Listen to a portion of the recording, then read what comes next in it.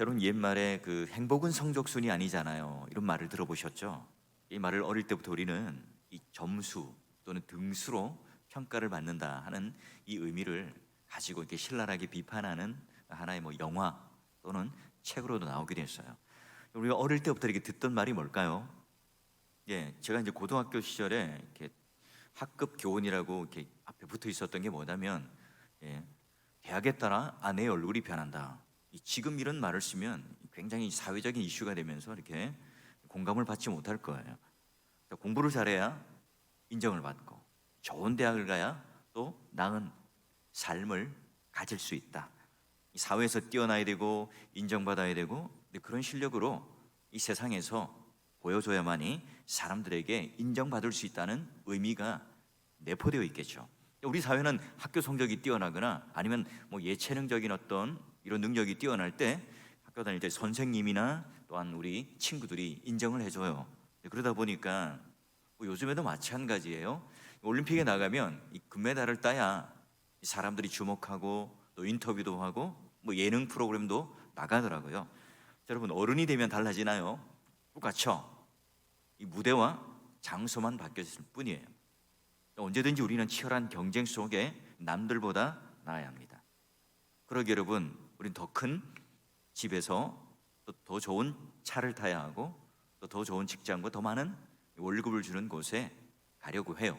이 사회적인 지위 속에 많은 사람들이 부러워할 만한 그런 능력과 권력을 가지고 살기를 원하죠.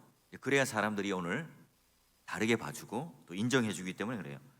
세상은요 그래요. 아이나 어른이나 할 것 없이 이런 비교의식 속에 치열한 경쟁 속에 살아가요. 누군가 비교하게 돼 있죠. 근데 이 비교의식 가운데 살아가면 어떤 부작용이 있습니까? 양 끝단에 그런 감정이 생겨요. 하나는 내가 비교했을 때 이 사람보다 내가 못하지라면 열등감이 생겨요. 또 반면 똑같은 이 동전의 양면에 앞뒷면과 같이요, 내가 이 사람보다 조금 나은 것 같아 이러면 뭐가 생기죠? 교만함이 생기게 돼요. 자, 그래서요, 누군가로부터 꾸중을 듣는다, 누군가로부터 싫은 소리를 듣는다 하면 열등감이 있는 그런 사로잡혀 있는 사람들은 어때요? 그래 맞아, 나는 쓸모없는 존재인가 봐, 나는 이 정도밖에 되지 않아. 이 스스로를 가치를 떨어뜨리고 자기 비하를 해요. 누군가가 나에게 그런 이야기를 할 수도 있겠지만, 그런데요, 오늘 내 속에 내 내면의 소리에서 자꾸 나를 향해서 그런 속삭임이 들리는 거예요. 스스로에게도 그런 메시지를 하게 됩니다. 자, 그런데 사랑하지 못하게 되었을 때, 내가 남들로부터 이런 사랑과 인정을 받지 못하게 된다, 여러분, 이런 막연한 두려움이 우리 속에 있을 수 있어요. 청소년의 시절에 공부에 시달려요. 그리고 내가 원하는 만큼 성적이 안 나올 때가 있어요.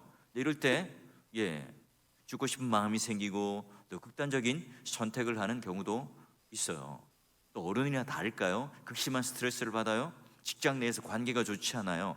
또 왕따를 당하고, 또 내가 이 불의한 일을 당했을 때 또 어른들도 마찬가지로 그런 일을 경험하기도 하고 또 그런 마음을 가지기도 해요.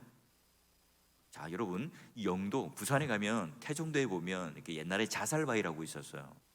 많은 사람들이 생활고 어려움 때문에 그 높은 절벽에서 이렇게 뛰어내려서 이렇게 목숨을 잃는 경우가 많아요. 지금은 이제 관광지처럼 해서 전망대를 만들고 모자상을 만들어서요, 자, 이곳에서 이 아까운 목숨을 버리지 마세요. 어머니가 이제 아기를 딱 안고 있는 동상을 세워 놓았어요. 사람들은 말하죠, 죽을 용기가 있다면 살면 되는 것 아닌가? 근데 그 당사자들은 다르다 그래요. 내가 이 고통 당하는 것, 이것보다 내가 이거 죽음을 선택하는 것이 더 낫다고 생각하고 더 편하다고 생각할 거예요. 그런 고통이 끝난다고 생각하기 때문에 그런 결단을 한다 그래요. 그래요, 오늘 우리가 이런 뭐 열등감이나 또는 이 교만함이라고 하는 것을 우리가 비교의식 속에 해결하지 않으면 언제나 우리는 그런 마음을 가지고 그런 덫 가운데 살아갈 수 있어요. 여러분, 그러게 교만이라고 하는 이 모습도 하나의 열등감의 다른 표현이라면, 내가 이런 상황 또는 이런 실력밖에 되지 않아요. 근데 남들에게 좀 더 인정받고 과시하기 위해서 뭘 해요? 아닌 것처럼, 또는 나는 더 나은 것처럼 사람들에게 보니까 허세 또는 자기 과시 이런 것들을 하게 되죠. 이게 바로 교만함으로 드러나요. 이 자신을 향해서 이런 연약함을 감추고 수치를 감추고 또 끊임없이 나의 그런 부족함을 감추기 위해서 몸부림치며 끌어올리는 모습이 바로 교만이라, 이렇게 심리학자들 말해요. 우리 자신의 내면을 한번 주목해 보죠. 그렇죠. 우리도 남들에게 늘 인정받고 싶고 사람들에게 주목받고 싶어요. 이제 그렇지 못하게 될 때 마음에 상처가 오기도 하고 좌절감이 생기기도 해요. 결국 여러분, 오늘 우리는 모두가 다 때로는 열등감, 때로는 이 교만함을 조금씩은 가지고 살아가요. 자, 그럼 어떻게 이 마음이 정돈될 수 있을까요? 우리 인생을 살아갈 때 그러면 세상 사람들이 생각하는 이 비교 의식이 아니라 우리는 어떤 의식을 가지고 있죠? 창조 의식을 가지고 있어요. 다시 말하면요, 이 세상은 끊임없이 우리들에게 이 비교 의식 가운데 세상을 바라보도록 그 관점 또는 그런 창문을 우리에게 주었어요. 근데 우리는 새로운 하나님의 창조 의식 가운데 바라볼 수 있는 그런 관점을 가지고 살아가는 사람들이죠. 그러면 오늘 우리는 이 땅에 왜 태어났고 왜 존재하고 무엇을 위해 살아가는가? 그런 분명한 이 창조 의식이 우리 가운데 있다면 이 세상을 살아가면서 어떤 그런 비교 의식이 오늘 우리를 공격하더라도 말씀에 따라 또 창조 의식에 따라 살아갈 수 있어요. 이 세상은 말하죠. 청소년의 때 여러분, 나는 왜 태어났을까? 직업이란 뭐고 삶이란 뭘까? 나는 지금 이 삶 가운데 살아가는데 무엇을 위해 살아갈까? 여러분, 그런 질문을 던져요. 청소년의 때도 마찬가지지만 중년의 나이가 넘어서고 또 이제 내가 은퇴할 시기가 되면 마음의 공허감이 찾아오면 나는 이제껏 무엇을 위해 살아왔던가? 또 나는 이 배우자와 왜 사는 건가? 근래에는 또 황혼 이혼도 많이 한다잖아요. 그래요. 여러분, 나는 누구인가? 왜 태어났는가? 왜 존재하는가? 자, 이런 물음에 대하여 내가 답을 할 수 있다면, 자신 있게 그 답을 가진다면 우리는 열등감과 또는 교만이라고 하는 그런 두 감정 사이에 발목 잡히지 않아요. 자, 그러면 누가 나를 만들었는가? 나는 왜 태어났는가? 나는 왜 존재하는가? 우리는 학교 다닐 때 어떻게 배웠습니까? 생물학적인 관점 속에서 어머니와 아버지의 그 DNA가 오늘 우리를 만들어내고 낳게 했다. 아니면 이제 여러분, 진화론에 의하면 그냥 우연히 태어났다. 아니면 먼지나 티끌이나 아메바, 아니면 원숭이가 우리의 조상이다 하는 정도로 우리는 배워왔어요. 여러분, 이런 가르침과 이런 깨달음을 가지고 있으면 절대로 우리는 그런 비교의식 속에서 벗어나지 못해요. 우리는 어떻게 답을 가져야 하죠? 우리는 성경, 하나님께서 우리에게 하신 이 말씀을 가지고 그 답을 가지고 있어야 합니다. 자, 그게 오늘 우리가 읽었던 에베소서 2장 10절이에요. 그럼 우리는 어떻게 태어났나? 왜 존재했는가? 너무나 명쾌하게 2장 10절 앞부분에 이렇게 되어 있습니다. 우리는 그가 만드신 바라. 우리는 누가 만드셨다고요? 아버지와 어머니가 오늘 우리를 향하여 낳게 하셨지만 그 이전에 하나님의 작정과 계획 안에 바로 우리를 만드셨어요. 자, 그래서 중요한 게 뭐죠? 바로 하나님이 나를 만드셨다. 이 땅 가운데 낳게 하셨다. 이 첫 출발이 중요합니다. Made in God, 하나님 표, Made in Heaven. 우리는 하나님 나라에 의하여 낳고 만들어진 존재라 하는 사실이죠. 그러니 부모님도 이 자녀를 내 소유로 삼을 수 있나요? 내 것이 아니죠.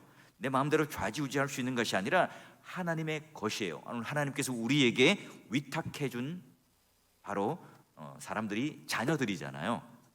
자, 그러면 하나님께서 왜 우리를 만드셨을까? 왜 이 땅에 보내주셨을까? 어디에 쓰고자 할까? 우리는 왜 이 새벽에 나와서 말씀을 듣고 또 기도를 하게 될까? 자, 그러면 이런 목적이 뭔가 하는 거예요. 이제 또 우리가 말씀의 뒤에 보면 이렇게 되어 있어요.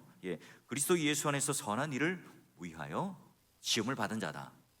자, 그래서 우리는 그 가운데 행하게 하려 합니다. 중요한 단어가 하나님이 전에 우리에게 예비하셔요.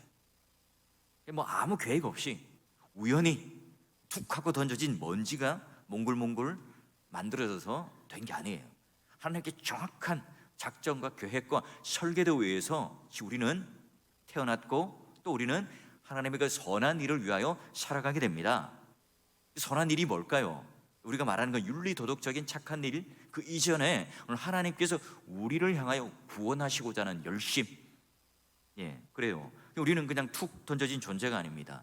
하나님께서는 우리를 사랑하시고 주목하시고 관심을 가지셔서 우리는 처음부터 이런 분명한 목적, 하나님의 그 엄청난 기대를 가지고 한 몸에 받고 태어난 존재예요.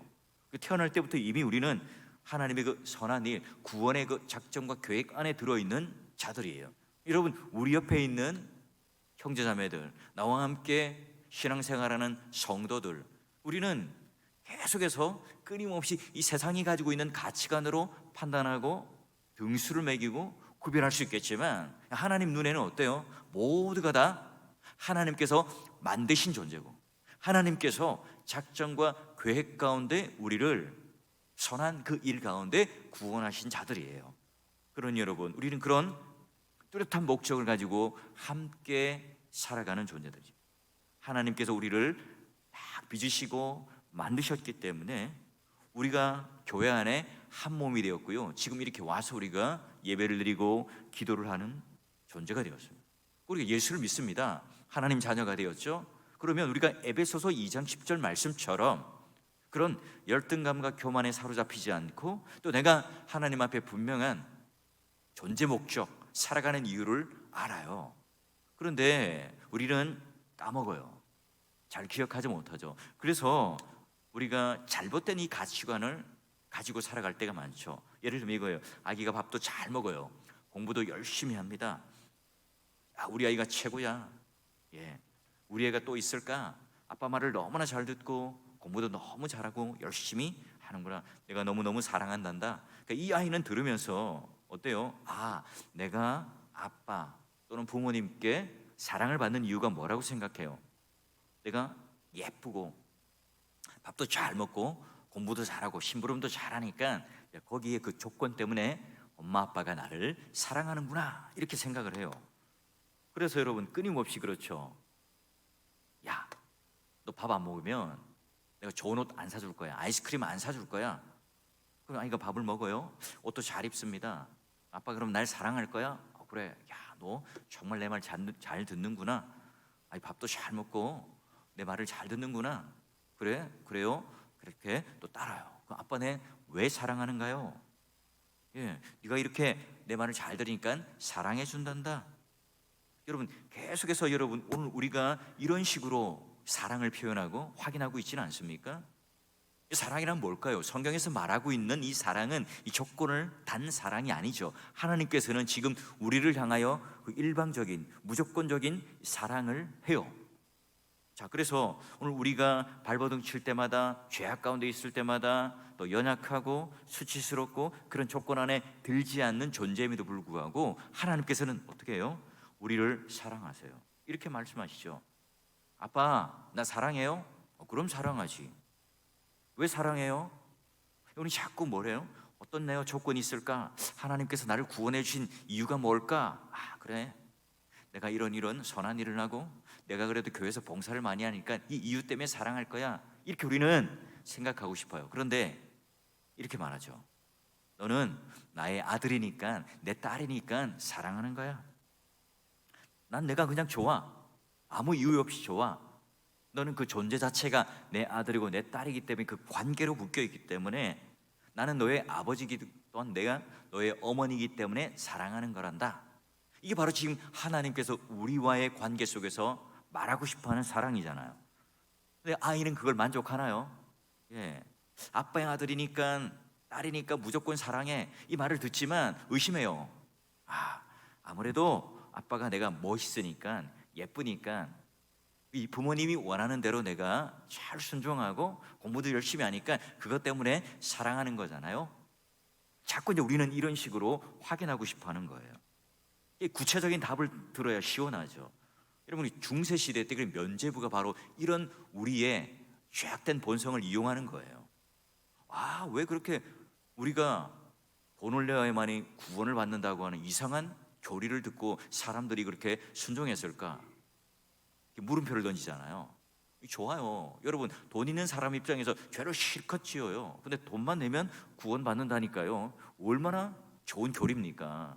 얼마나 여러분 확실한 겁니까? 기도하고 하나님 말씀을 따라 오른손이 하는 일을 왼손이 모르게 하라, 이 선한 일은요 드러나지도 않아요. 또 내가 해도 뭔가 이 만족이 있지 않는데, 땡그랑 돈을 많이 던져 놓으면 그만큼 내가 이렇게 천국에서 상급도 많고 구원을 받는다니까요. 그걸 하는 입장에서도요, 옳았구나, 좋아하는 거예요. 그래요. 여러분, 오늘 우리가 바로 이와 같이 하나님 앞에 그런 관계 속에 묶여 있지는 않나요? 자, 영인아, 내가 너를 사랑한단다. 무엇 때문인가요? 할 때 저는 어떤 답을 듣고 싶어 할까요? 너 설교도 잘하고 목양도 잘하고 열심히 사역을 하니까 그것 때문에 사랑한단다, 이런 말을 듣고 싶은 거예요. 여러분, 우리는 다른 사람에게 어떤 그런 평가를 받고 싶어 합니까? 또 어떤 칭찬을 듣고 싶어 하세요? 여러분, 그런 비교의식 속에 사로잡혀 있으면 이런 열등감과 이 교만의 이 가운데 하나님께서 우리를 무조건 사랑한단다, 이 말을 자꾸 의심하게 돼요.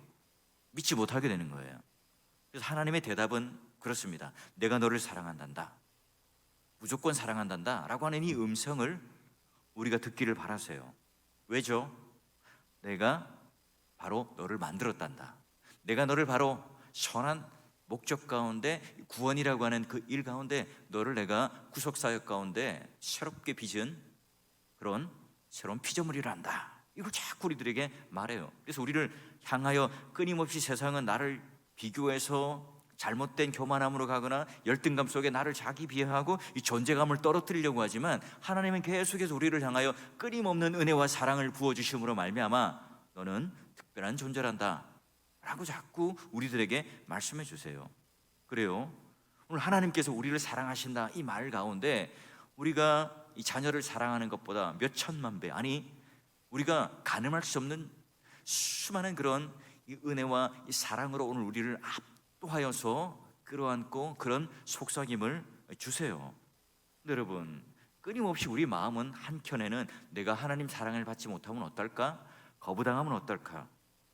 여러분, 자꾸 이런 마음이 있잖아요. 그런데 오늘 우리가 에베소서 2장 10절 말씀처럼 확고한 내가 이 땅에 태어난 목적과 또 내가 이 땅을 살아가는 이유를 알게 된다면 우리는 더 이상 초조해하거나 불안해하지 않죠.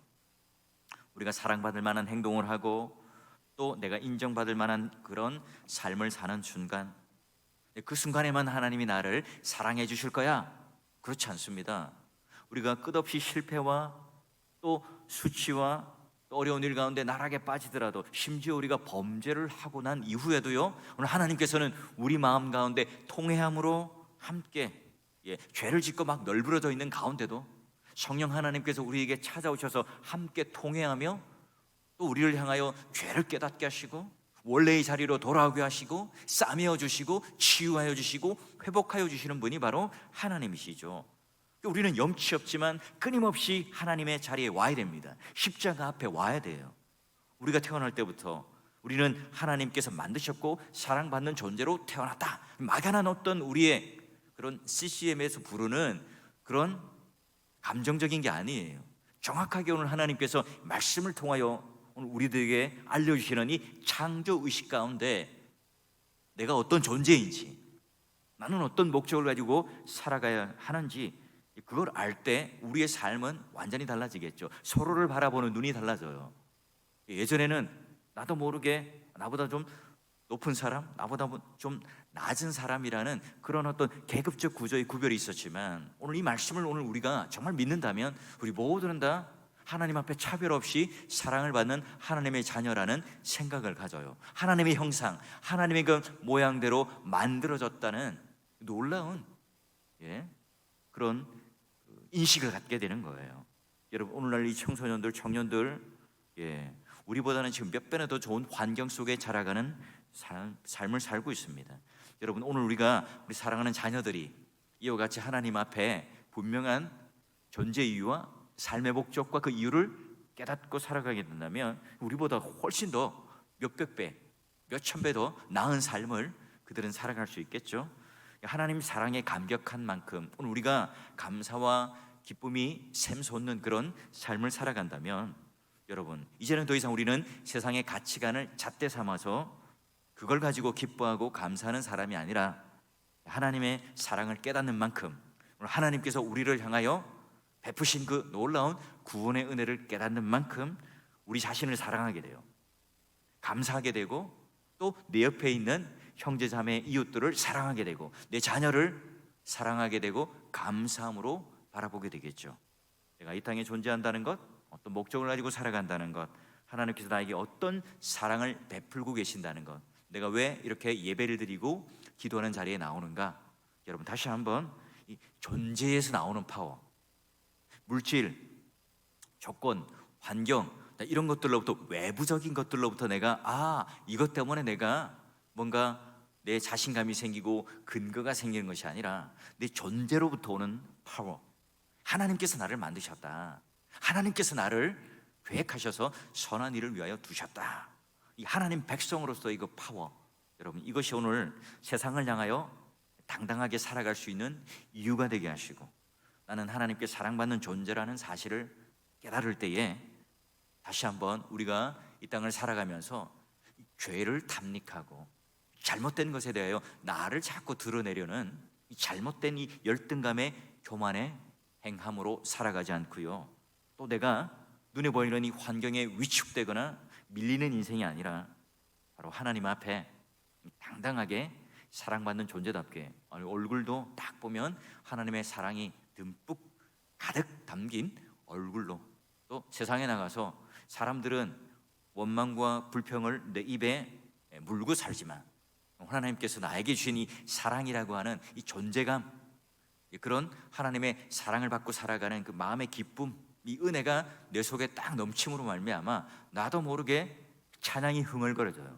나도 모르게 감사가 터져요. 어떤 일, 자그마한 일도 아이고 감사해요, 고마워요, 아이고 내가 이런 은혜를 입다니 정말 감격스러워요, 이런 말이 너무나 내 입에 자연스러운 말로 배임으로 말미암아 세상 사람들이 보고도 와, 저 사람은 정말 하나님이 사랑하는 사람 같아. 야, 정말 저 사람은 정말 하나님께서 구원하신 목적대로 살아가는 사람인 것 같아.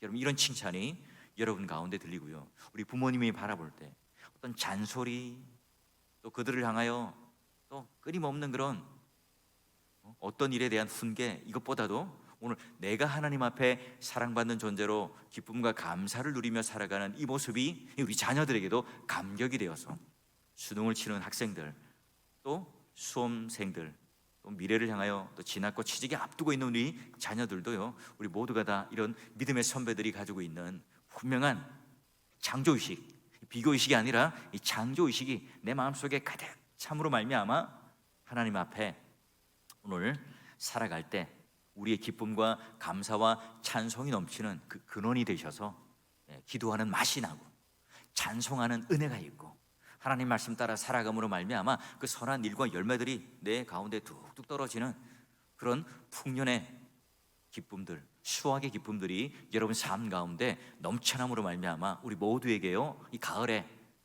더욱더 우리는 서로에게 격려가 되고 위로가 되고 칭찬이 되고 그 사랑의 온기를 서로에게 주고 나누는 귀한 믿음의 공동체, 그리고 가정, 또 성도가 되어주시기를 주의 이름으로 축원합니다.